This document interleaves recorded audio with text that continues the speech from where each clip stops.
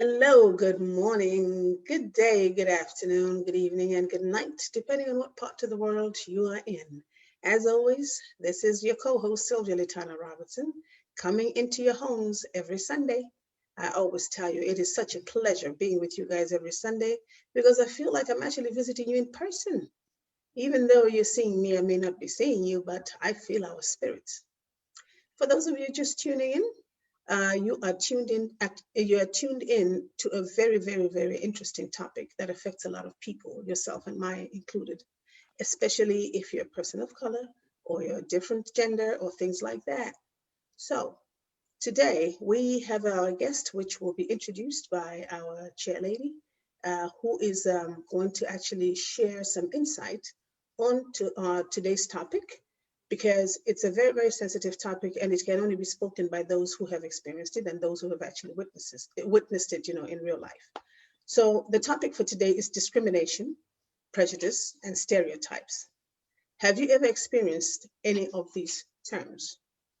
Has anybody ever experienced any of these terms? And if so, please stay tuned in. Call us in, write us. We're on Facebook, we're on YouTube. Follow us. If you have questions, you have contributions, please share with us and we'll be more than happy to read them. Niason? Good afternoon, good evening, good morning, good day. Greetings to all of us, and let the show begin. It's Sunday, March 7, 2021. It is the 66th day of the year. We have 299 days left before 2021 becomes history. It's the 10th Sunday of 2021 and the 11th week of the year. It's the 77th day of winter, and if you live and are eager, if you live in North America and are eager to know, well, there are just 13 more days of winter before we get into spring. Still curious and eager? Well, today is National Cereal Day, but please don't ask me what that means. I don't do much of cereal. What you can ask me about is what happened on this day in history. We will give you just a brief of the historical events we found, beginning with this one. On this day in 1876, Alexander Graham Bell received a patent for the telephone in the United States. On this day in 1945, Joseph Broz Tito formed the first government of what was then Yugoslavia. It used to be Yugoslavia until the 1980s, and it disappeared and splintered into several countries. On this day in 1965, that is exactly 56 years ago, Alabama State in the United States, its troops and 600 Black protesters clashed in Selma during Bloody Sunday. Protesters, including future Congressman John Lewis, may he rest in peace, were beaten and hospitalized. That brings to mind what we are here to discuss today: discrimination, prejudice, stereotypes. Whatever those terms mean, their mention brings to mind uncomfortable and disquieting memories of what was, what is, and what seems to still be going on. They are all nouns and have close meanings. Discrimination, the dictionary tells us, is the unjust or prejudicial treatment of different categories of people or things, especially on the grounds of race, age, religion, or sex. Prejudice is a preconceived opinion that is not based on reason or actual experience. And stereotype is a widely held but fixed and oversimplified image or idea of a particular type of person or thing. That said, in her book, Prejudice, Discrimination and Stereotyping, Princeton University's Susan Fiske sees these nouns as emotional bias, cognitive bias, and behavioral bias. But are they simply biases, or are they veritable yardsticks that various societies have used and are using to judge place, and classify people who do not look like themselves. As we suggested when we announced the topic for today's discussion, prejudice, discrimination, and stereotypes have been attributed to human beings for ages.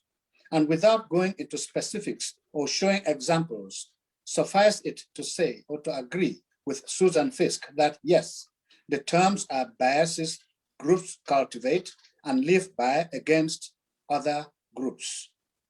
The point is that humanity, through generations, has attributed labels and or usages to those who do not belong in their group, skin color, knowledge level, and ingenuity. This is usually more for self-aggrandizement and false claims of superiority rather than anything else.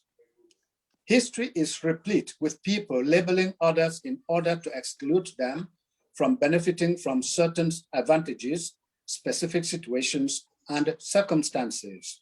The question is, are such labels necessary?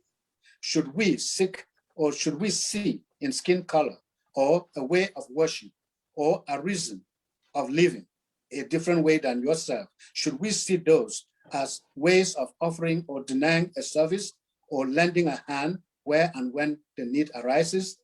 Should anyone, for whatever reason, pick and choose what human being to lift up when they find such an individual in a less privileged position than themselves?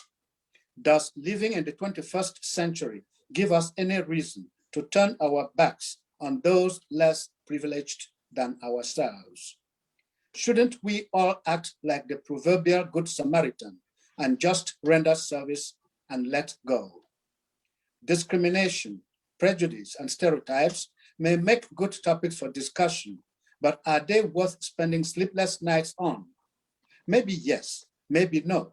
But what is important is that given the prevalence of such biases, it is not totally out of place to raise awareness in the Order of Africa Online Media Corporation on such issues surrounding us every day.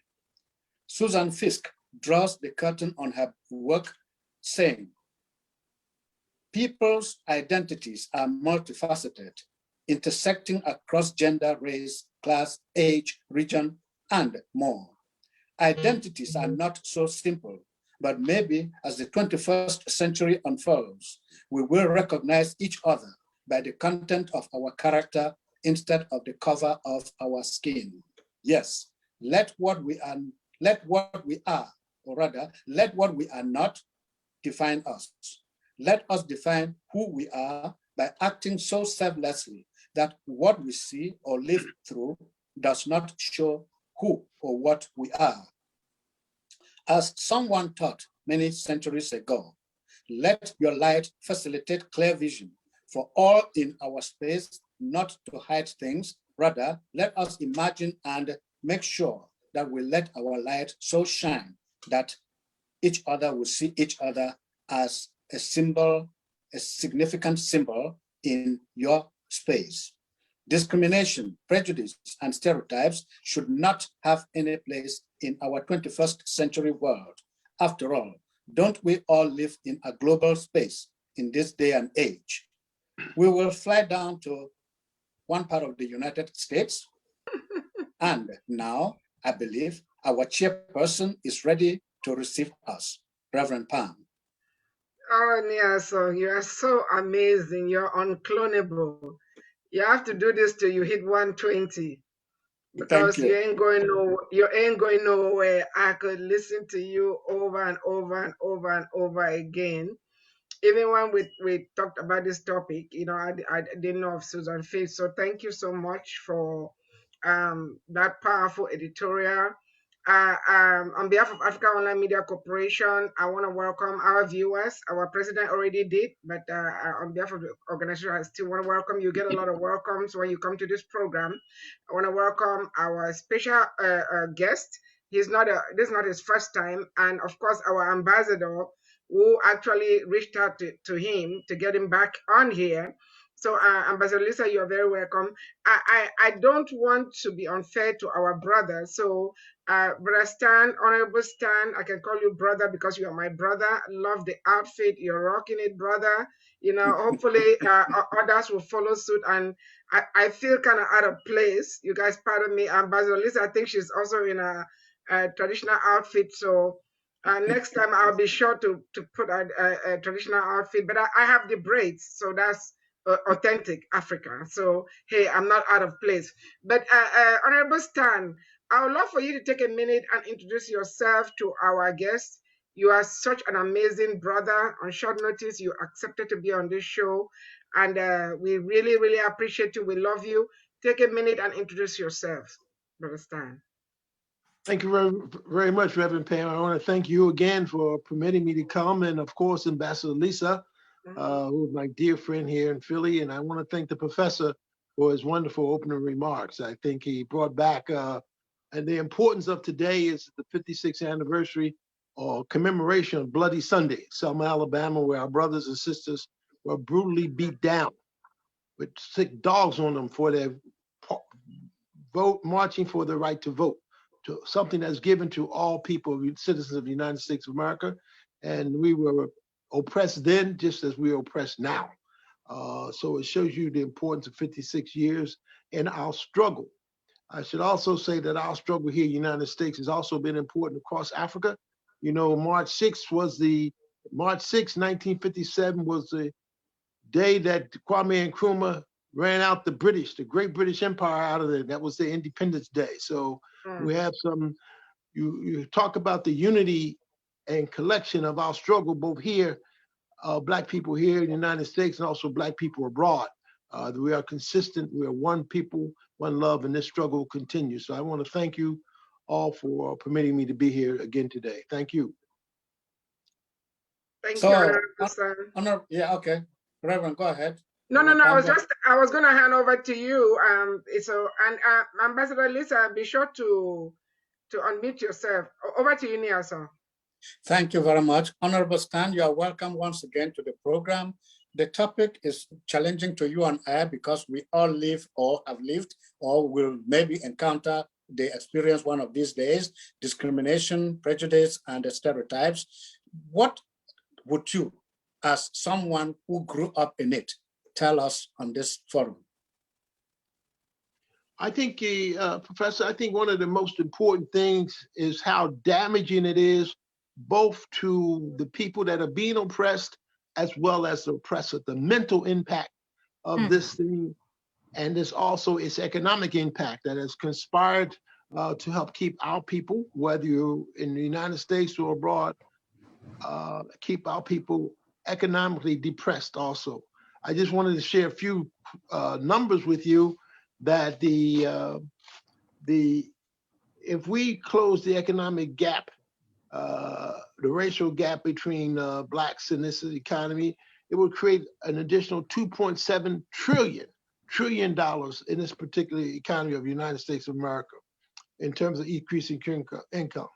Improving access to housing credit would also provide and add another additional 770,000 Black people with home ownership in this economy. And that in and of itself would, that gap was closed over the last 20 years, you're talking about adding another $218 billion to the gross domestic product of this country. If you add to that the facilitating increased access to higher education, that is for college, graduate school, and vocational schools for Black students, this might have boasted another lifetime income up from 90 billion to 113 billion. And this is things that where the economy, the nation, and the legal institutes have conspired to keep us from having these things. So I'm just sharing with you some of the cost of this discrimination and racism in our society. This is the cost. Another component is just by providing fair and equitable lending to Black entrepreneurs might have resulted in the creation of an additional $13 trillion in business revenues over the last 20 years in this economy. This would have been used for investments in labor, technology, capital, equipment, and structures and created 1.6 million additional jobs. And this is right now, this is what we're dealing with right now. So we can't take this thing lightly, and we haven't. But I want to say by closing this gap, housing, wages, housing, education, and business investment could have been narrowed the wealth gap and created a different society that you and myself and all of us will be looking at today. So I just shared with you some of the costs of this prejudice, racism, and discrimination, and the way it impacts this economy, and where it impacts us today, and even our children and the work of the future. So we still have work to do, but I'm hopeful this is, we can't give up the struggle. It's something that we will continue to do. I want to lay that information out for you a little bit before we go farther. So thank you again, Professor. Honorable, we hear day in, day out, especially from politicians, that the facts don't lie, statistics don't lie. You've just given us a number of statistics there, but if this is true, why is it that these politicians, these eventual policymakers do not embrace the facts and do the right thing? What is holding them back? Professor, I think we have to remember that these white people fought a war, the Civil War, to keep us enslaved. And that is still deeply ingrained in these people today. Certainly not every one of them, but they still don't see us as equals. I think the last 4 years with Trump as president of the United States has allowed some of these most difficult things to be evolved in our society. The question of social justice, the question of racism, how it reared its ugly head, and even the audaciousness of these people to attack the capital of the United States of America on January the 6th. These are awesome situations in our society that we still have not recovered from. So while the economic impact has been devastating to us both as a people and also to our economy, meaning that we could have made those additional contributions, but racism is so overwhelming that people cannot see the equality, the justice, and the opportunity for us to work together as one people under God in this nation.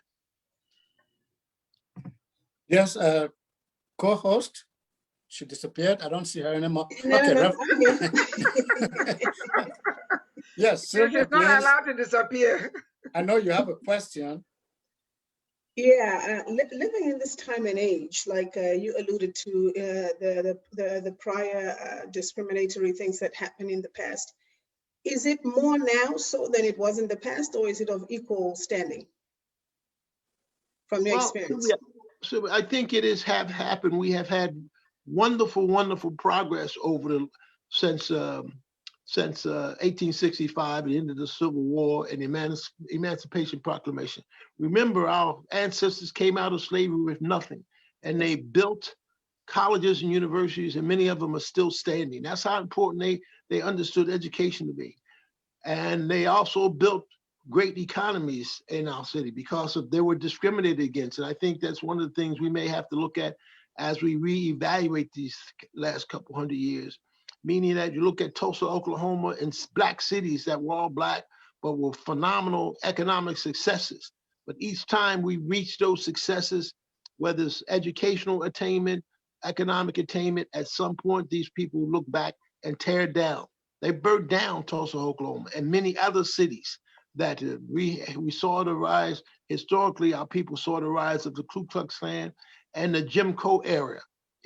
And now even in from the civil rights legislation in the 60s, we did make gains, significant gains, by the way, and people laid their lives out, even our children, our young children. But those gains were sort of almost as if we make 2 steps forward and 1 step back. And so here we are again in 2020, 2021, 22, looking at situations in our own United States Supreme Court, where we're speculating that these people, these jurists that was put there by Trump, will maybe fighting to take back certain things. And of course, even the Democrats right now are looking at the question of our voters' rights legislation. It's on the table right now. I mean, I'm 80 years old and we're still talking about having a right to vote. It should be an automatic situation. We won that right years ago, decades ago, and we're still dealing with it today. So we do have progress. Our people struggle, our ancestors have, but at each time it shows you the importance of the democratic process and the vote. We have accepted the fact that the ballot is a way for achievement and advancement for our people. But each time we have the opportunity to have the majority vote, it is attacked both literally and physically, and our people suffer. We just went through this with Atlanta, Georgia, the importance of the vote, where Black women and many people in Atlanta got together to vote in 2 senators from that state, and they will make the difference for these next 4 years. But it shows you the work we have to do, but it's not going to be easy, Sylvia. It's not going to be easy. Absolutely. We're looking at the new administration, since we're talking about now this racial discrimination. I have noticed that our current President Biden has incorporated or has appointed quite a few Africans from Africa, not African Americans, but Africans who were born in Africa and of course are now living in the United States. Does this mean, or does this look like we may be changing the hands of time, or what is your take on that?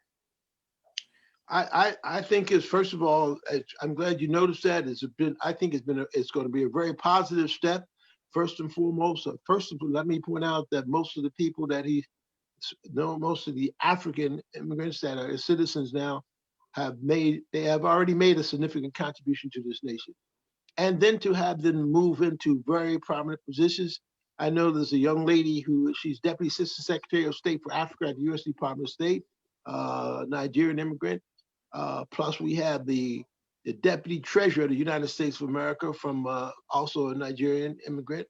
But these are competent people. But I think it helps to show us, meaning African Americans who were born and raised here, the opportunity for us to come together and to benefit from this expertise. And then the policies that we will see that the Biden administration will move to help enhance the U.S. relationship with Africa. It still has to be improved, and I think this administration specifically, and many of these people in appointed positions, will be able to help us enhance that relationship. You know how former President Trump talked about Africa and Haiti. He called us. Don't say it. Don't say it. yeah, that word. Mm-hmm. So we're on a very good path now, and I'm very positive about the president's appointments. And don't forget now, I mean, look at Madam Her Excellency Ngozi, the Director General of the World Trade Organization. Yes. Phenomenal. So we're moving in the right direction on that. Thank you. Well, that is fantastic. Well, I'm pleased that you see what I see, and I guess all of us on the same page to notice the transition, or rather the inclusion or inclusivity of Africans as well as African Americans in the new Biden administration. Let me give you a little bit of rest. Prophetess Lisa, we are talking about discrimination today, and you are an African American, and I know that within yourself, within the people around you, you are very familiar with everything that Honorable Strata has mentioned. Please share with us your own views on what you see, what you've experienced, within those discrimination lifetimes and things like that. Thank you. Good evening, or good afternoon, everyone. Good afternoon to my brother, Honorable Stan Strata, my friend. Thank you, Ambassador. Thank you so much. I can't say that I've had a lot of experience in my 60 years with discrimination, at least not that I am fully aware of. I can think of one opportunity incident at work where my white supervisor choose to always make comments about I've been wearing African garb for many years, and I belonged to an African dance ministry troupe at my church back in the 80s. So I was doing dance ministry long before people were thinking about dancing in the church. So I've always been part of the culture. And he would always make comments about my garb or my braids or simple little things like that I guess we can consider stereotypes. Not so much discriminations. He didn't necessarily treat me any differently than the other employees, but just make those general comments. And one thing I've learned as not only as a woman, but as a minister about people, and when they do and say things that are not nice, I'm gonna use that word, you kick them to the top of the prayer list. So I spent quite a bit of time. Now, fortunately for me, I just retired 2 years ago after 34 years of city service and the same department. And we were all like family. We were all saved, all the Christians, all the Catholics, even the Jews, were tongue-talking people. So we had a real family bond. So even going to work, I didn't have much discrimination issues. So, but yes, I think we as a country, like Stan said, we've taken 2 steps forward and been kicked back 1, that one we just had with that last administration, kind of opened the door for things that have been held at bay. So I just saw that we were not really overcoming, and we were not really, what's the word I want to use? The discrimination and racial divide had not necessarily gone anywhere. It was just kind of held at bay. But the last administration kind of kicked that door open for everyone to come out of the closet and kind of spread their wings. But again, like I said, when people go high, Michelle Obama says, when they go low, we go high. Yes, that is. I just keep kicking them to the top of the prayer list, because the word says that we're supposed to pray for those in authority over us. So when we keep them on the prayer list, and we keep asking God to intervene, intercept, and interject in the plans of Satan over our lives, we always win. So my quick question to all of us here is, 245 years ago, this land from shining sea to shining sea was not that way before, but it got its independence and spread across the continent or the subcontinent, whatever we want to call it. But then 245 years on, the story is still not completely written. After the Civil War, one would have thought that things would change. They started changing and got stalled. We're talking about 56 years ago, the Selma marches and other marches, the Washington March by Martin Luther King and the others. What is holding back? Why is there so much resistance to effecting change and ensuring for the United States of America the building of that perfect union? Professor, one of the things we have to consider is that you hear people talk about systemic racism, and that's built into a system where people practice it even unknowingly. They practice systemic racism against people of color, brown and black people, Native Americans. To some extent, it has led to the annihilation of the Native American people, the first people here. It led to the annihilation as a government practice. You can read the laws that were involved at that time. You can read the laws and can look at the lynchings that took place against black people. The great Dr. W.B. Du Bois in his works talks about how every day and a half a black person was lynched, stabbed, or hung between 1918 and 1920. I mean, it's all documented, as you pointed out, Professor. And so the question becomes, why is this virulent hatred against people of color? What is it? Are these people, I mean, I raised the question the other day, are these people we call Caucasian, are they so deeply, deeply alien to society that they want to kill everything and everybody? You know, the great Professor John Henry Clark talks about the DNA makeup of these people in his books. So I don't want to attribute anything there, but I think the question is, what is it that these people have that make them hate people of color so much? Because every place they've gone, they have enslaved this people of color.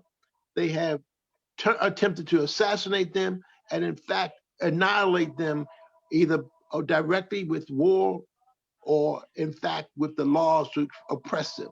It manifests itself one way here in the United States, but on the continent of Africa and in India and all these other places where people of color are, it has oppressed them and colonialized them.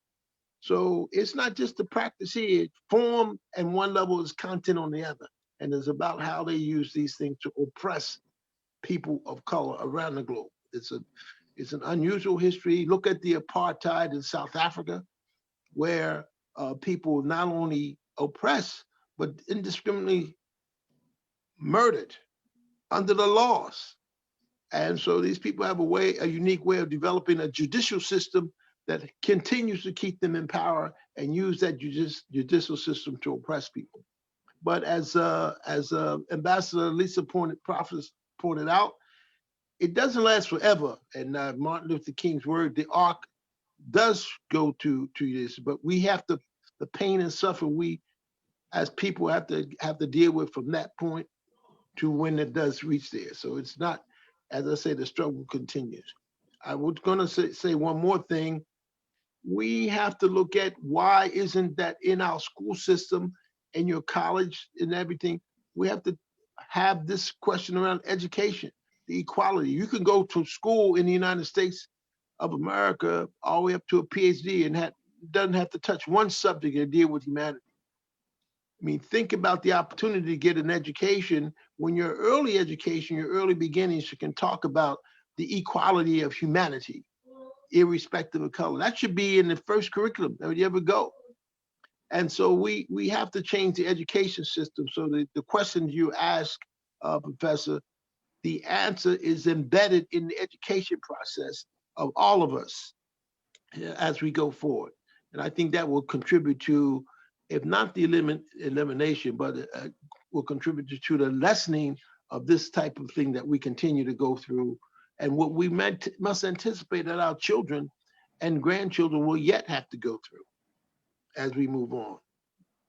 Honorable Stan, thank you very much. You took me to the path I was going towards. So, education, talking about that. Is it that we, the colored people, have not written enough or explained enough or talked enough about our history? Or is it that the other side, that stereotype us, that prejudice against us, that discriminate against us, is it that they are not ready to learn our story so that they can be able to tell it, to understand it and to live it? We had Roots, the saga of an American family. I thought that was a good movie, a good series to explain the situation to people. We had Coming to America, which the 2 is out this weekend. I thought this would be able to explain the situation of the colored people, so-called colored people, to our brothers and sisters on the other side of the fence. But what is preventing people learning history and living history? I think I think we can take a step back, Professor. You may know this historical contribution better than I, but these are the people that wrote the history books that say that Africans had made no contribution to history. And for those of us who are clear on history, we know that the Greeks, the Romans, they went to Africa to learn. The great scientists, they went to Africa to study their craft and whatnot. So these people have changed the actual history to indicate that all science and technology, everything came from Western Europe.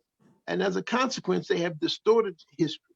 I mean, my history books and my professors tell me that in the 7th century, the Moors conquered everything in South Europe and went up into North Europe to teach the Europeans how to wash, to eliminate disease, educate them. That's why in Europe it was called the Dark Ages, because they had none of that. But the Moors did go that. So this is all history. I mean, we can learn this by looking at the movies. They make you think that Egypt is all white and Egypt is in Africa. Since I know about it, it's on the continent of Africa. Right. So the idea basically is, how do we have to take this history back and have it rewritten now. Of course, people like the great Molefi Asante here, all the great historical scholars have disputed this. It's been written in books, and they still have the audacity to defend this. And every now and then you'll read a little something where they say, well, Columbus going to discover America? You know, Africans have been sailing between South America and Africa for centuries, and all of a sudden Columbus discovers America. So these are the kind of things that we're going to have to get be more proactive in our education Yes. system of the United States of America. I think people, this particular month for Black History Month was the beginning, but let me assure you that we are still in a stage where we are making these, not only these contributions, but this entire education process available to the world. And I think that ultimately is going to be one of the major things that we consistently deal with, and that's education. It's one of the key elements. When I was a little boy, my grandmother told me to get an education. Everybody, and as I said before, even as our ancestors came off the farm as slaves, the first thing they began to build was education systems. That's how important education was, and it will continue to be.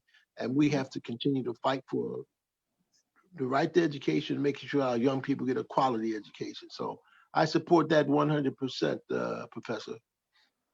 Reverend Pam, I think you have a question. A comment and then a question. You know, this is not an easy topic, but I just want to make a few comments. Ambassador Lisa, I'm so grateful to God that you've not had the type of experiences that a lot of our sisters and those of us who just came have experienced. I'm happy to hear that. You know, I'm sure the prayers did a lot of work for that. And I want to applaud you for staying on the same job for more than 3 decades. I think the longest I ever stayed on any job was 6 years at Texas Children's Hospital. So my patience is not that great, or never used to be that great. But you know, this topic we talk about prejudice, discrimination, and stereotype. I think most human beings have experienced, especially stereotype or prejudice. Discrimination is one that is all of us have experienced at some levels. You know, even those of us who are not just minority, but minority women, or even women in the corporate world, you know, I've experienced it a lot. We touched on racial discrimination. That's just one kind of discrimination. There is gender discrimination that a lot of us face, again, especially women in the corporate world and women who look and sound like me, we face in the corporate world.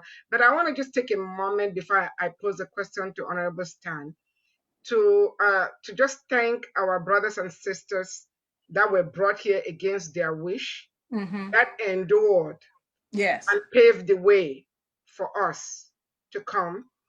There was a shared suffering. When you separate a child from the mother, both the child and the mother suffer. A lot of people don't realize this, but the 50 years plus that our brothers and sisters here struggled and finally got some kind of relief, it's the same time that those on the continent supposedly got, and I put supposedly got, independence. So there's a lot of similarities. When the mother is hurting, the child is hurting. The people on the continent didn't have it easy. The children on in the diaspora did not have it easy.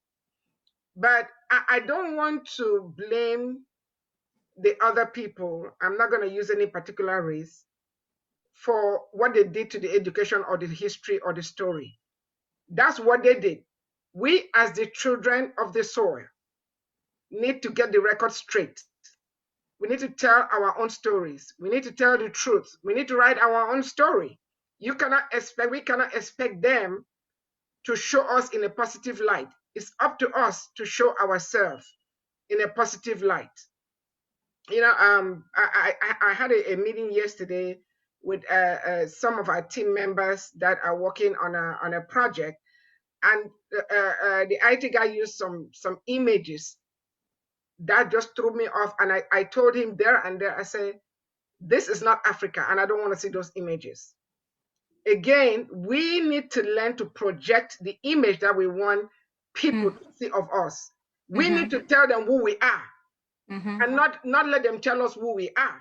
It is incumbent upon us to do that. And I want to encourage all Africans and people of African descent. You know, and I want to thank our brother James Brown. Say, I'm black and proud. Say it loud. Say it loud. Say it. It doesn't matter what lies have been told about us. Those don't define us. We define us. It is important. But a question now for Honorable Stan, because I see myself trying to go to an area that I don't really want to go to. Honorable Stan.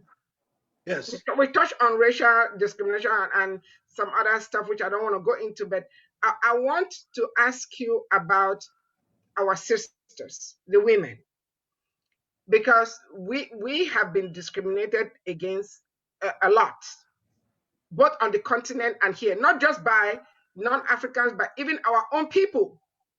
Our own people, this discrimination is not just from outside, it happens in-house, and we need to talk about it. We cannot sweep it under the rug.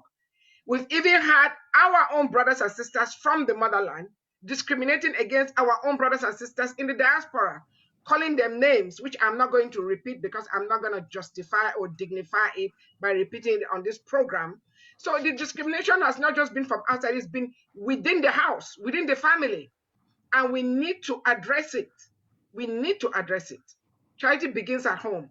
So, Honorable Stan, I want you to weigh in on how our brothers have treated our sisters. It goes both ways, and how the sisters too have treated our brothers, both here in the diaspora and on the continent. And Ambassador Lisa, when he is done, I would like for you to weigh in also. Honorable Stan. Thank you again, Reverend Pam.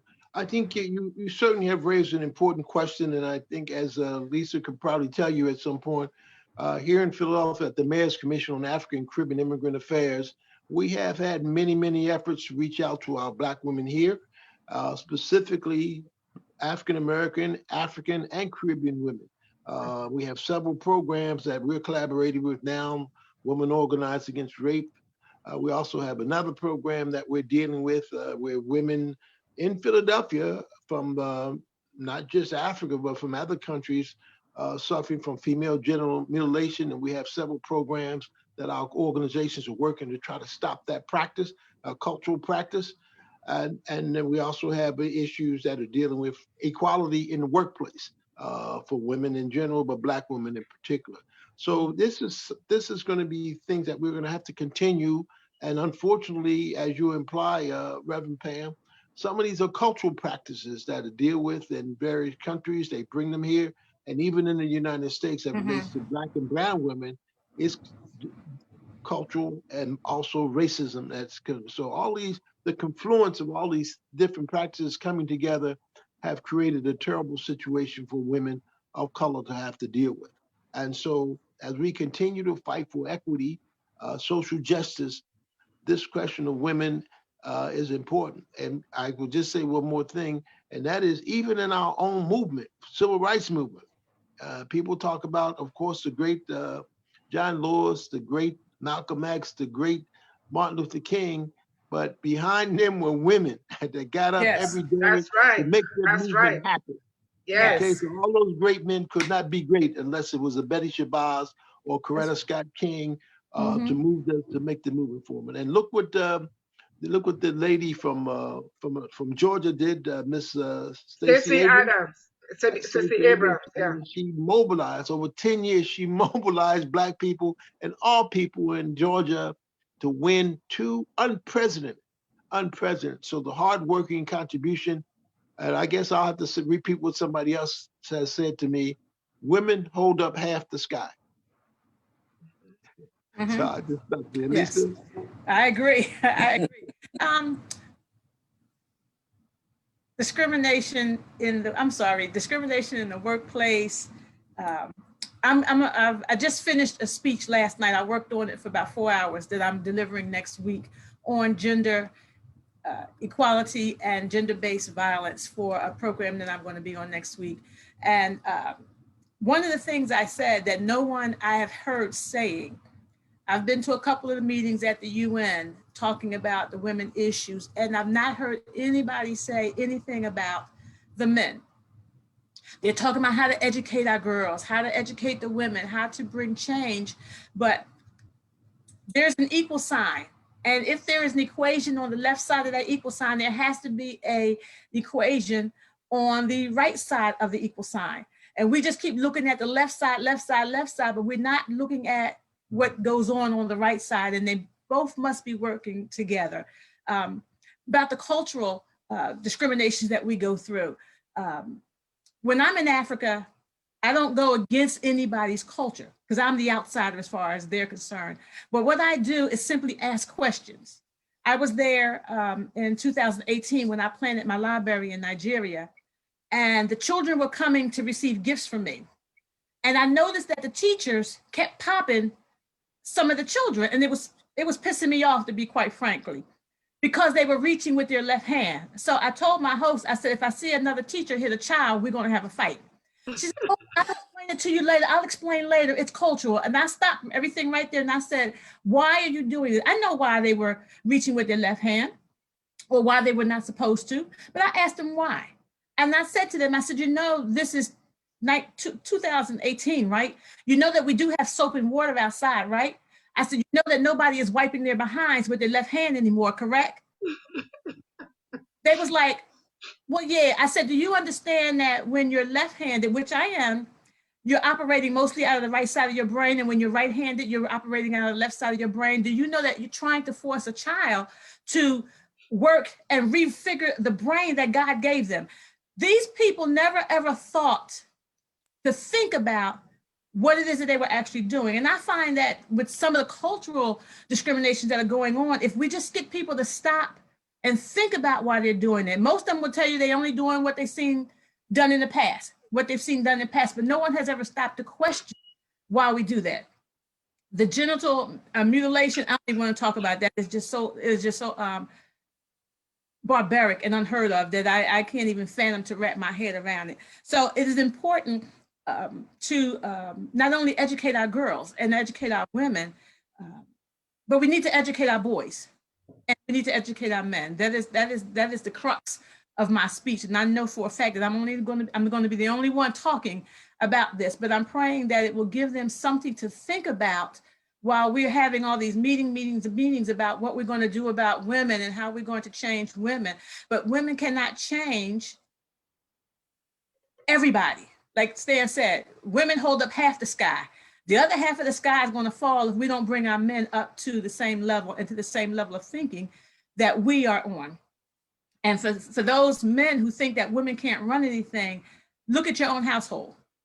You give a woman $1, she's going to make a meal. You give her a house, she's going to make a home.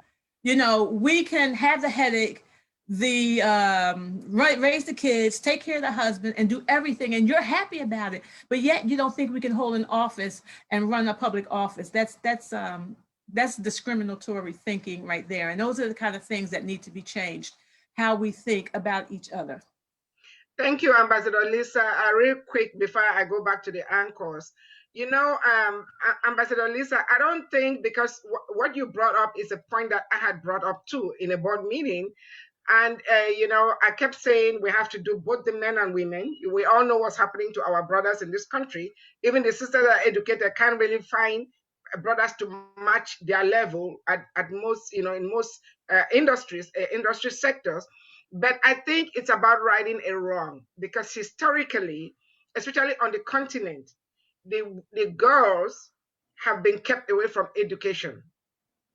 That's what that is about, because that used to bother me too. I still think we need to train both of them, but they're just trying to bring the girls to an equal level as the boys. Is not a discrimination against boys, but I think it's trying to right a historical wrong, generational wrong. That doesn't mean it should go on forever. Right. But that is a point that I had brought up recently in a board meeting, because we're trying to do a project and they kept insisting that it should be for girls. I said, but what about the boys? But the truth of the matter, because when I was in high school, in what we call S2, it was biology, chemistry, physics, math. There were only 4 of us girls, myself, Evelyn, our ambassador, and Dr. Stella that used to be on this show, and 1 other sisters. And even when the girls were in there were always teachers and students that wanted to discourage the girls from pursuing careers in the sciences or technology, engineering, and math. So it's something that is not necessarily a discrimination against boys. I think at some point the focus should be on both of them. Back to you, Nyaso. Thank you very much. I just wanted to take a moment off and say that I did not deliberately leave out Ghana, which Reverend Stan mentioned at the beginning of the program. I had Ghana on my mind all weekend because I remember that on March 6, 1957, they gained their independence. They raised the Black Jack, the Black Star, and brought down the Union Jack. And Kwame Nkrumah, who was the first prime minister president, once said, Africa is a paradox which illustrates and highlights neocolonialism. Her earth is rich, yet the products that come from above and below the soil continue to enrich, not Africans predominantly, but groups and individuals who operate to Africa's impoverishment. Yes, Africa remains poor, yet we are the richest continent on the globe. So, talking about discrimination, prejudice, and stereotypes, what went wrong along the way? Did we Africans, as they say, take the wrong turn and decided to remain where the colonial master left us? That's an open question for anybody, please. Let me take a professor. Let me take a stab at it from the beginning. You laid out the problem. The richness of Africa, as Nkrumah pointed out, supports everybody else on the planet. Every other continent, even China now, needs the richness of Africa. What's in the ground, what it can produce. And as a consequence, we have looked at the wealth. We can't make a telephone or whatever unless you go in Africa. I mean, all of the raw materials are there. And until we get to the point, meaning our African brothers and the heads of states, come to understand that they do hold this wealth, as opposed to taking a pittance for dash or whatever, they can control the whole thing. I just saw late last year where Ghana and Cote d'Ivoire are coming together to create a cartel around cocoa beans. 80% of the world's cocoa beans come from Ghana and Cote d'Ivoire. And so if they create a cartel, they can control the world price of cocoa, not have to be subject to the price that the West is willing to give them, but they can control it. So it's these examples of how they're going to have to come together. Many heads of states in Africa are going to have to come together to control it. The other part of it is no raw material should ever be taken out of Africa unless it's put the opportunity to add value to this. Why do we making chocolate bars in Europe and all over the United States, don't make any chocolate bars in Ghana, Cote d'Ivoire, or either copper in Zambia for that, or even the gold. You know, we have to add value to these things, even diamonds. And so, I mean, Israel don't have any diamonds, and it's a producer of diamonds and cutting diamonds.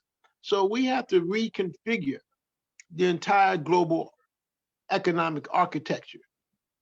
Because if we don't, we will continue, the mass of our people on the continent at least, will continue to be in abject poverty, living on $1 a day or less, when we could add value to almost every product and come out to create jobs across the continent, to create wealth for our people, and also to build factories where these things can be produced. So the economic determinants that created this situation has to be reconfigured, or as we use in contemporary terminology, they have to be re-engineered. And so that we can produce the raw materials, and we can manufacture and add value to those things in the continent, in each of the countries where this is coming out of, okay? So this is what we have to do. And I think, well, of course, Nkrumah tried to do that, but the Europeans got together along with the United States and controlled the world price of cocoa and forced the cocoa price to drop so much it almost bankrupted Ghana after he became head of state. He writes about this in his books also. So these are not new lessons. These are lessons that our ancestors have learned the hard way. And then you add to that the greed that the Europeans and the Western world has induced our leaders to take. Instead of taking things for yourself, they have shown them that, dear, you don't need to benefit the country. We'll give you 20 million yourself and just put it in the bank. That money does nothing for the local economy. That money's in Europe someplace, benefiting the European economy, and you can't even build a house in your own country for these things. So these are things that are topsy-turvy, of course, but they get to the core, the essence of why we have to re-engineer the global economy. Because no longer where we have the top 1% of the population controlling 90% of the wealth. That's what we are.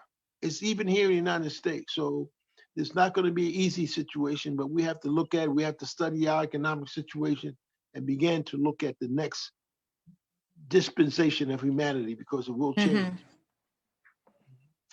Yes, Honorable, thank you very much for that point. And talking about cocoa, I lived it. I remember my father burning cocoa because he couldn't sell it anywhere. And if he kept it, it was going to get bad. He didn't have anything to preserve it on except keep making fire every day. And we do not want to be cutting firewood every day. So he had to burn the cocoa because he was not selling anymore. And at that time, when I was a little boy growing up. So it is really something sad. So what do we do to change the discussion, to change the mindset of our brothers and sisters who are able to invest in the continent? Well, may I take a gander at this one? Sure. With the new AFCTA that has come up, I believe we did have a very honorable guest a month or two ago. Maggie. Yes. And if I remember correctly, y'all can correct me because I've done quite a bit of reading too on the side. What's happening now is the diaspora has suddenly awoken. I want to use that word loosely without being condescending or disrespectful to anybody. That includes myself. So what's happening is a lot of these diaspora organizations are coming together under the AFCTA, as well as into the African countries, certain African countries that they're familiar with or that they come from.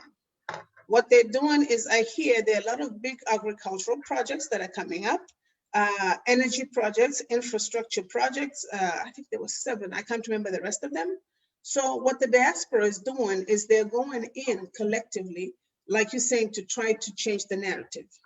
Why don't we have factories? They're talking about building factories, like cocoa actually and coffee are the 2 top Exports. Yes, that they're talking about commodities.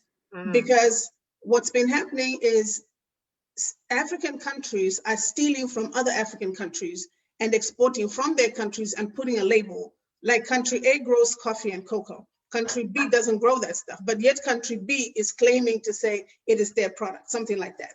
So even among themselves as African countries, there's still this disparity of where, yes, it's mine, no, it's yours, and things like that. So talking about us becoming one, we need to first of all learn how to trust one another as Africans. That's one of our biggest problems. So not to deter or to go away from the topic, Honorable Stan, we are going to start seeing factories coming up. I know for sure coffee and cocoa, like I said, is one that I've been reading about, and I'm involved in one of their groups that they're starting to do that. Then I don't know if you all saw that video where they have this gold mountain, a gold hill, not mountain, that was discovered 2 weeks ago. And everybody and anybody that could carry a sack and the shovel ran there to go get their own piece until the government had to come in and shut it down because it was fighting, there was whatever. But anyway, that's besides the point. What we need to do is, among ourselves, we need to amalgamate and come together as Africans, as diaspora, to say, what can we do to better our Africa? Because if all we're thinking of is today, what do I eat? Then tomorrow will never come. Because we have to plan for that tomorrow. To say, let's build these factories so that our great grandchildren, can come to continue, those manufacturing, continue whatever distribution, whatever it is we started, the legacy we have started. It starts with us. Because if we keep also passing the buck on to say, okay, the next generation will do it, it'll never get done. They'll still go through the same stuff we've gone through, and then maybe there are generations to come.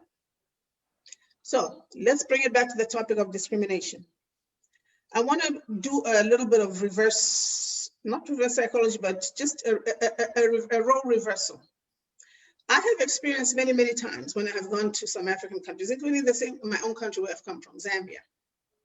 You will walk into a restaurant or even a business. Let me bring up the business first. Let's start with the business. You are a Black boss, or you're the Black owner, so to speak. Let's say you're the MD, managing director or director of that organization. Then they're used to working with you, then suddenly you invite a white counterpart to come over and give you a talk and, just train your people or just do something, partner with you. You know what your employees do? They will stop now respecting you and going to the white man or the white woman. Of course. You understand me? We're completely and totally disrespectful and ridiculous. So If we ourselves cannot respect one another or honor one another as Blacks or people of color, what then do we expect from the other people with the other color? And I'll leave it at that. We're at the top of the hour. Reverend Pam, take it away. We'll be right back. Yeah, thank you, Madam Ambassador. I have a couple of things to say about that, but let me play the anthem and then I will weigh in. Honorable Stan, get some water to drink. Africa. Thank you. Africans, Africans for Africa. Africans, Africans for Africa. Africans, Africans for Africa. Africans, Africans for Africa. Africans, Africans for Africa. Africans, Africans for Africa. Africans have many bright ideas. If only you let us share. If you really want to know my history, please come, sit down, listen to my story. God gave us a wisdom. He guides our footsteps, makes us shine and transform. Hey, as one people, with so many cultures, let indeed we are one. Stand up, Africans, let's save Africa. Let us all unite behind Africa Online Media Corporation. Stand up, Africans, let's save Africa. It's time to come together, promote awareness, progress, and solution. Hey, Africans, Africans for Africa. Africans, Africans for Africa. Africans, Africans for Africa. All Africans can rally for a common cause, to believe without judgment in what our brother does. To identify and resolve our challenges, to allow each other's ideas without regard to standards. As one people with so many cultures, yes indeed we are one. Stand up, Africans, for Africa. Let us solve all the problems plaguing our continent. Stand up, Africans, let's save Africa. Let us empower Africans in and out of Africa. Stand up, Africans, for Africa. Africa Online Media Corporation, that's a good way to start. Stand up, Africans, let's save Africa. They have all the resources we need to benefit our society. Oh.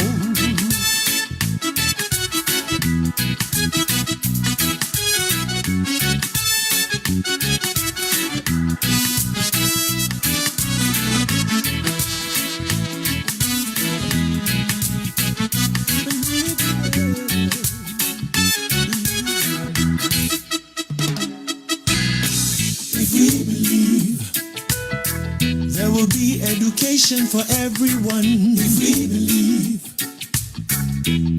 prosperity for Africans, if we believe medical facilitation for Africans, if we believe stand up, Africa, yes, for Africa.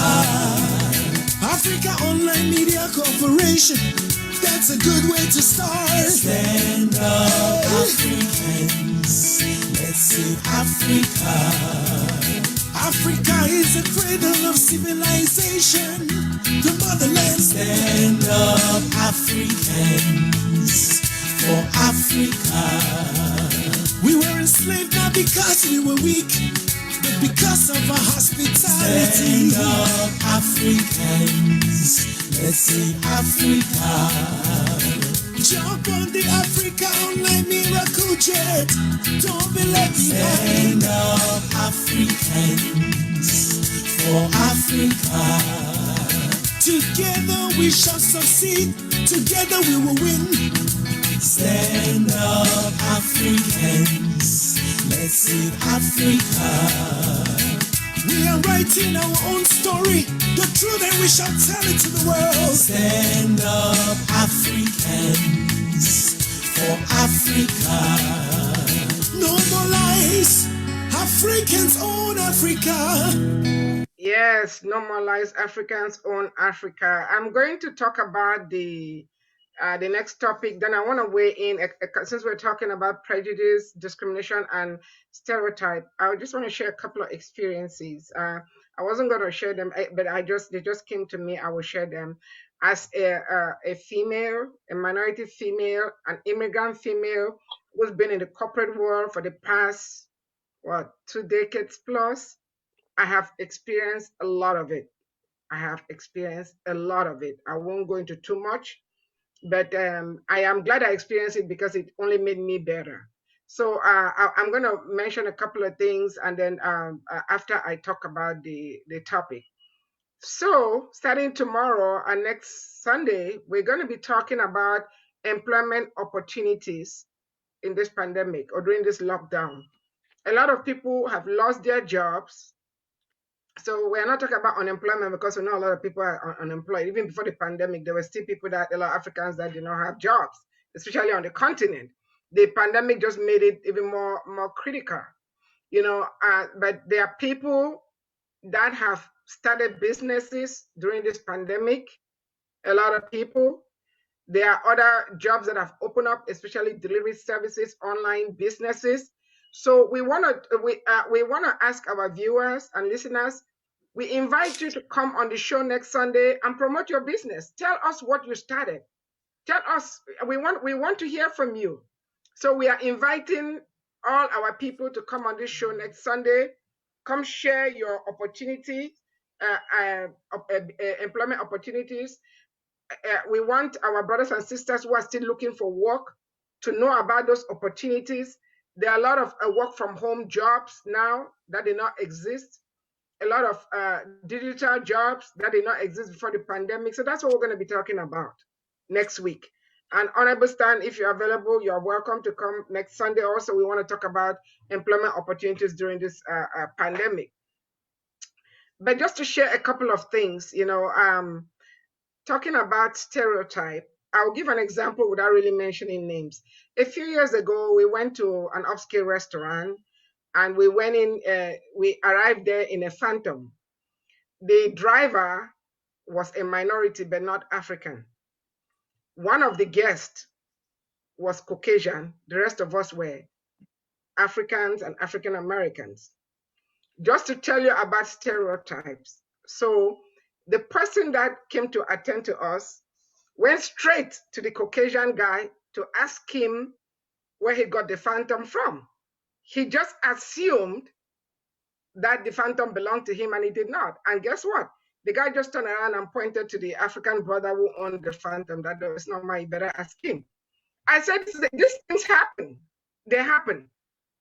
I was in Africa. I was home with a major event, and I have faced these things a lot because usually I'm either the only female or the only Black person in these boardrooms or these board meetings. And this was some major project that was going to heal lots of money. I won't say the amount. And the people assumed that I was an indigent from one of the tribes in that nation, just from my complexion. However, when they started speaking to me, they realized that I really did not sound like somebody from there. Needless to say, they worked really hard to kill that project. That's discrimination. And this was not coming from a Caucasian or from an Asian. This was coming from my own African brothers and sisters. That's why I say we have dead in our own house to clean. I've taken a couple of, a third example I'm going to give. I'm giving this to just encourage our people. These things hurt. you know, and we need to address them. It's not always the other people that don't look like us that are doing these things. It's us. It's our brothers and sisters. I took a couple of employees to lunch, like I normally did on a Friday, different employees. And when we got there was a brother standing behind us who said, oh, I'm sure it feels good to come out of your cubicles. He just assumed that we were working in a cubicle. And because it was a Friday, I usually dress up in suits to go to work, but it was a Friday, we were all casual. And one of my employees, who was our compliance officer, just turned around and looked at him. She was African American, and looked at this brother and said, no, she runs the company, she owns the company. But just that idea, and this person doesn't know us. It was at lunch, we're going to lunch, and he just assumed we just came out of a cubicle. Can you believe that? If that is not stereotype, I don't know what that is. But I have a question for everybody. I want to play to our brothers, those who have made it, the celebrities. Why use your money and go build a house or buy a mansion in a neighborhood where you are not welcome? You spend millions of dollars to buy a mansion in a neighborhood where you are afraid for your children to go out because they may be killed. Why not use that money?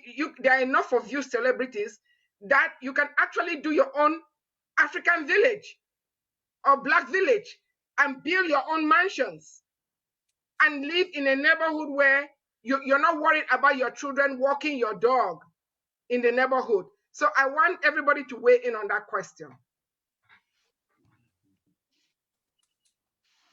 Well, we're waiting. Let me say this now. We're fortunate in that we do have a number of young people that are stepping up. Akron in Senegal is building the economic development. I can go on that they're using. They're not as much as they need to be, but I think they're coming around, as you imply. And I think this type of effort, by example, will help other people to make that step and to begin building in their own community. So I think we're approaching that time, by the way. Also, we have many, many young people of African descent that are not afraid of Africa. They get on a plane and go from the United States to any African country, just like I get on the train to go from Philadelphia to Washington or New York.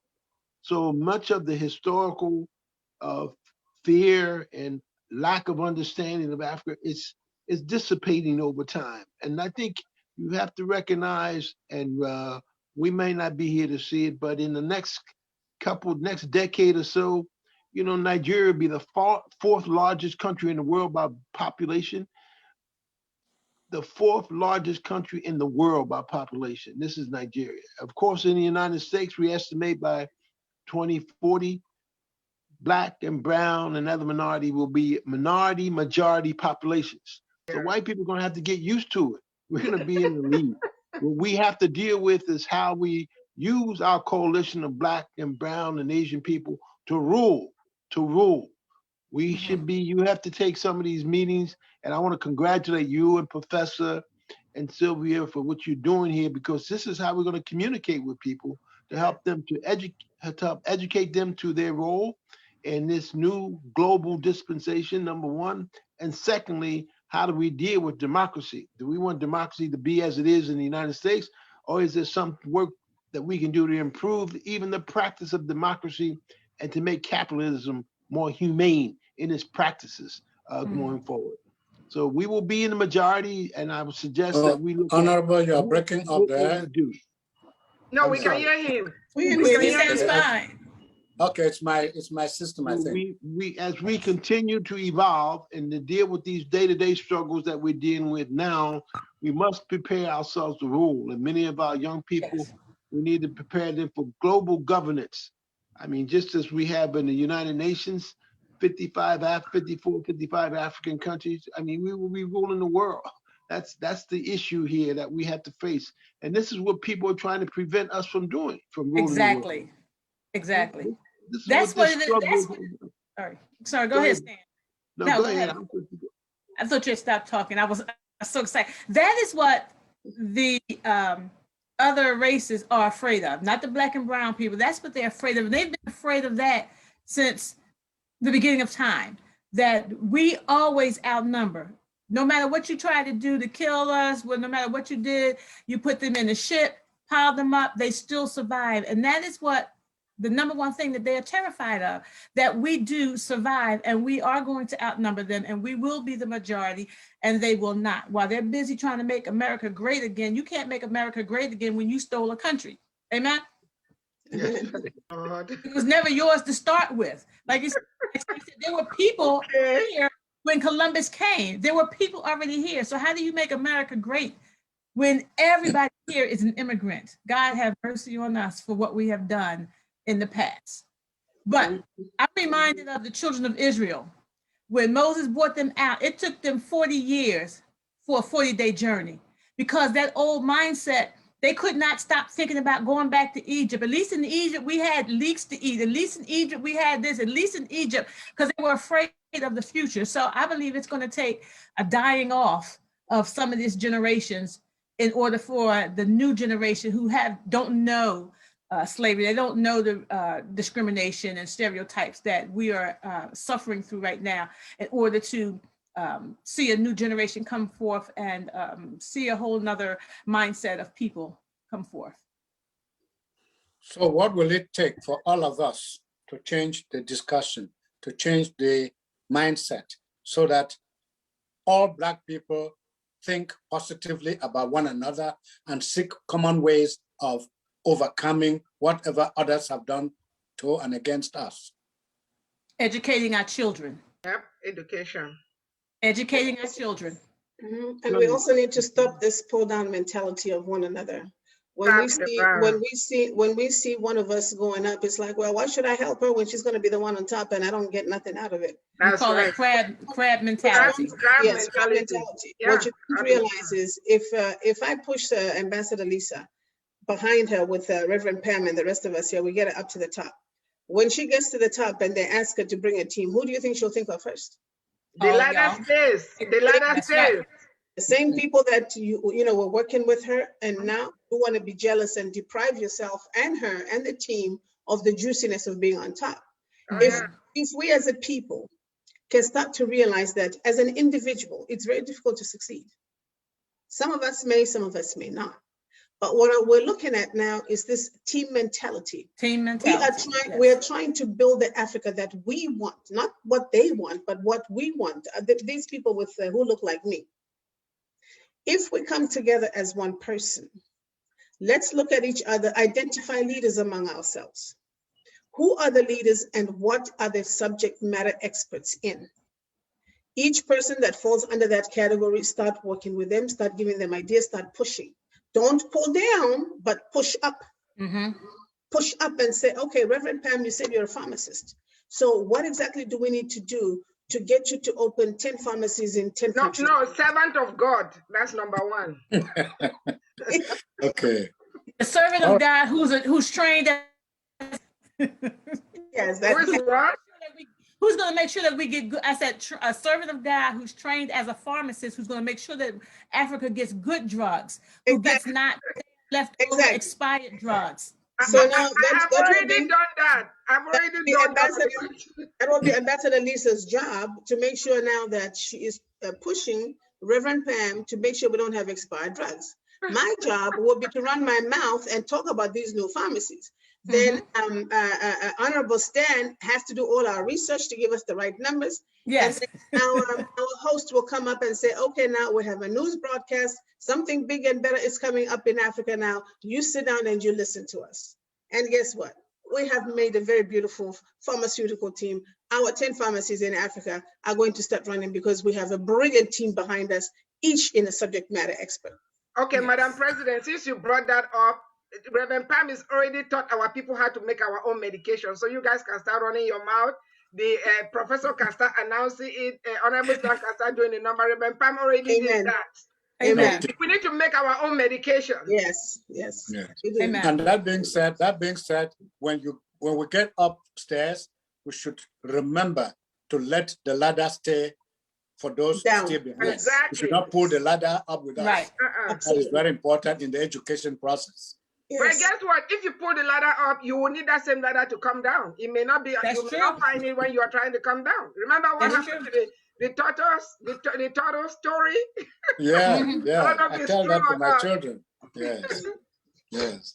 They say the same people you meet going up are the It's the same people same you're going to ones. see You coming meet back coming down. down. That's right. So Yeah. that ladder That's has right. to stay there. You're right. If there's some who want to climb the ladder, lend a hand and say, okay, let me pull you up another step. 2 or 3 months later, let's do a third step. By the time you know it, your entire team is up there with you. Yes. We need to study the cultures that have, or at least we need to get our children to study the cultures that are doing this, like the Asian culture. We know 10 families will come over and live in one house. You know, we only are going to live in our house and we don't want nobody else here, but 10 families will come and live in one house and put their money together so that they can buy a house for the next family. And once one family moves out, they bring another one in, and they just one house keeps housing family after family after family until everybody has their own house. My pastor met a woman, and she was asking him about some property, and he was telling her about how to go about getting it, and go to this bank and get a mortgage. She says, no mortgagey, cashy. He was thinking that, this little Asian woman needed to know about mortgages and stuff. And she like, I got cash to buy what I'm talking about. I just need you to point me in the right direction. So this is where we need to, this is where we need to go. Okay. Ambassador Lisa, let me say something right now. That's a good example, but I'm going to tell you right now, some of us are so private, we don't want to share bathrooms, but there are other options, okay? For example, true.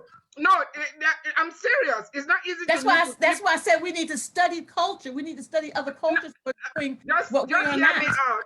There are other options also. That's a good option for those who can share bathrooms or live with other people. Some of us would not do that, but there are other options. For example, I know the Asian people too. For example, when somebody's going to medical school, they will all contribute money and sponsor that person. So they come out without student loans.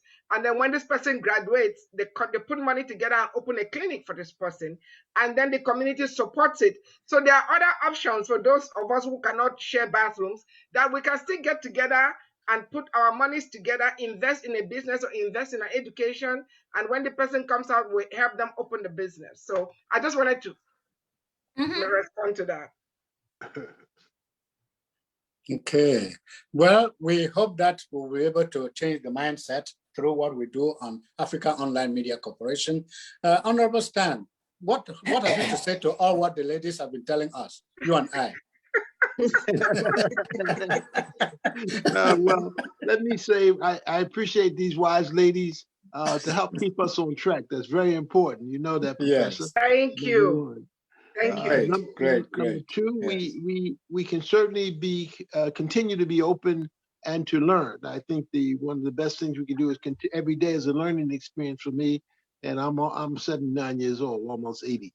So this is the second thing. I think the third thing, and Ambassador Lisa pointed out, we must continue to educate our children as we go forward. For them to get this education, they'll be able to take giant steps, strides that we never thought could have thought of.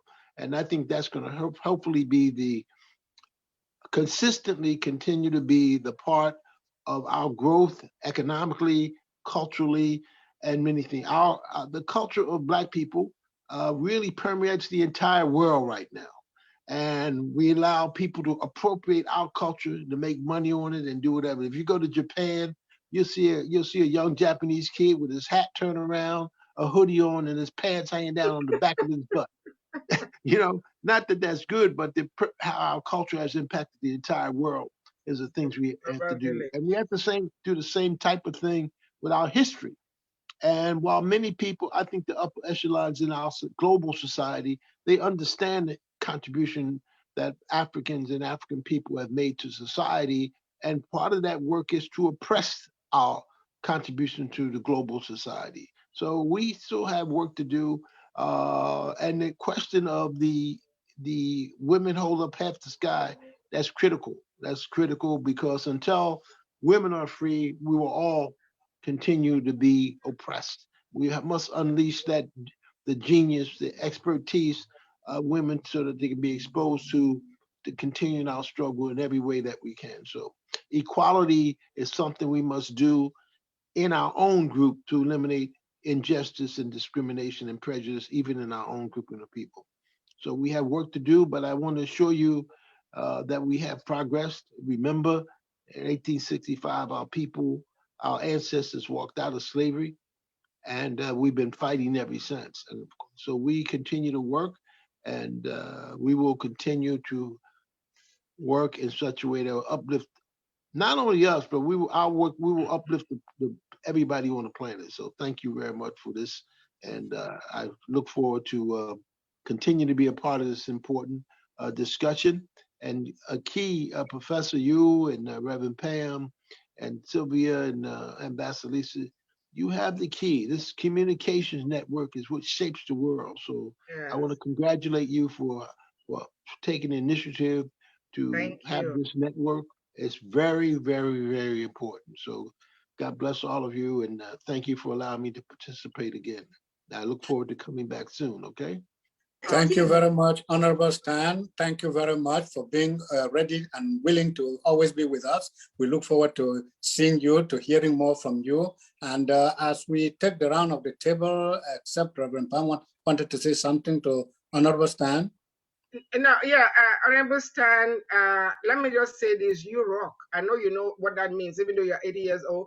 You are 80 years old. Moses started his ministry at 80, so work is just beginning. That's right. And my next trip to the motherland, you are coming with me. And I need to get you some real African outfit, the Baleroya outfit. I need to get you that. That's the outfit that won the best costume at the last Olympic. You need one of those. So we're going to talk about that off the air, but I want to say something. We still have about 5 minutes. You know, you really cannot control people's prejudices, you know, or stereotype or discrimination. You cannot control what people do or say or think. What you can control is how you react, or if you react, and how you respond to it. There's a difference between a reaction and a response. If somebody fires you, don't react. Don't go get a weapon and try to hurt somebody. Go open a business or work to buy that business and make that person, that your boss, become your employee. That's the best revenge. The best revenge is success. If somebody looks at you because you're an African woman, or because you are wearing braids, or you're wearing the kind of hat that my beautiful sister is wearing, and they want to say something about you, it doesn't really matter. They're not the ones that give you oxygen to breathe. It does not matter. So don't let them rent space in your head or in your life. Don't. You know, your destiny is in your hands, not in the hands of the people that are prejudicial, who just have this notion, conceived notion about you. Somebody once told me on a phone that my accent, he was trying to tell me that my accent, were on a conference call, a board call, business call, and he was saying that, if I was white, I'll be untouchable. My accent is my biggest.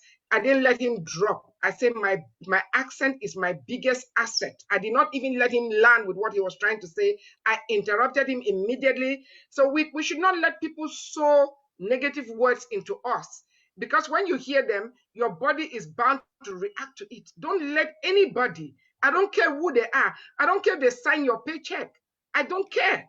You know, don't let anybody speak nonsense or discount you. Don't let it. The power is in your hands. You don't have to react to things. You can respond, and you choose the way you respond. Yes, sir. Reverend, Ambassador Lisa, please, your last words on the program. My last words are, if you are talking about me behind my back, there must be something you find very interesting. So therefore, I'm going to make sure that you have something to talk about. Exactly. I am not moved by people's words, their actions. As long as you don't put my hands on, you don't put your hands on me, I do not have to turn into South Philly Lisa. You don't want to see that person. Let me stay on the ambassador, prophetess, holy woman of God.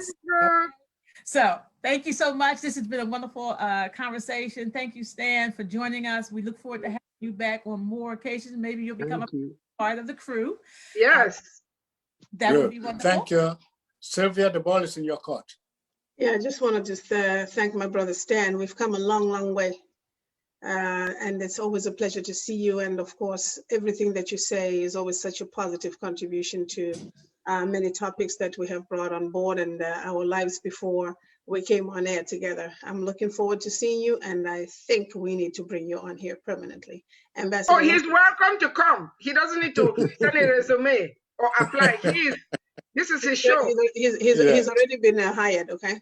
Yeah. That's right. That's right. Thank you so much, Brother Stan, and everybody else. Thank you. It's been a pleasure as always. Thank you so much. And before we go, there is just breaking news from Equatorial Guinea. At least 17 people have died and hundreds more have been injured in a series of explosions in Equatorial Guinea's biggest city, Bata, which is on the mainland. The blasts were caused by, according to Health Ministry officials, negligence relating to the storage of dynamite at the barracks near the military base. So images on social media are very bad and they're not worth watching. So that is the situation. And about 420 people are said to have been injured and rushed to the main hospital in the city of Bata. So we will keep monitoring that situation. And I thought I should share this news before we go, Reverend Pam. Thank you. I'm sorry, what country was that? Equatorial Guinea. Equatorial Guinea. Oh. My grandson is from Equatorial Guinea. My son was the Peace Corps director there. Yes. For a number of years, and my grandson is from Equatorial Guinea. Oh no. Back and forth, but he's in the Equatorial Guinean Foreign Ministry now. So I'm going to check when I finish, Professor. Thanks for letting me know. Yes. Please do. Please Douala, Cameroon is Philadelphia's sister city. I did that in 1985. Wow, that's a long time ago. Well, we have a number of things going on with Cameroon right now that we're working with some programs on trade, and I'll get a chance to come back and share that with you too. Thank you very much. Excellent. Okay. You may be safe because this is the main island, the mainland, the capital, Bata, the capital is on the island, the Fernando Po Island. So I believe that he will be safe. Your grandson will be safe on the island, not on the mainland. Reverend Pam. Yeah, let's just keep, that news is unsettling. Let's just keep our brothers and sisters in Equatorial Guinea in our prayers. And Niason, let's just pray for them. Yes. Thank you all for coming. Thank you, Honorable Stan. Thank you, Ambassador Lisa. Thank you, Sylvia. Thank you, Reverend Pam. It is a pleasure being together again. Please let us make the appointment for next Sunday. Good evening, good afternoon. Have a blessed night. Thanks. You too. You too.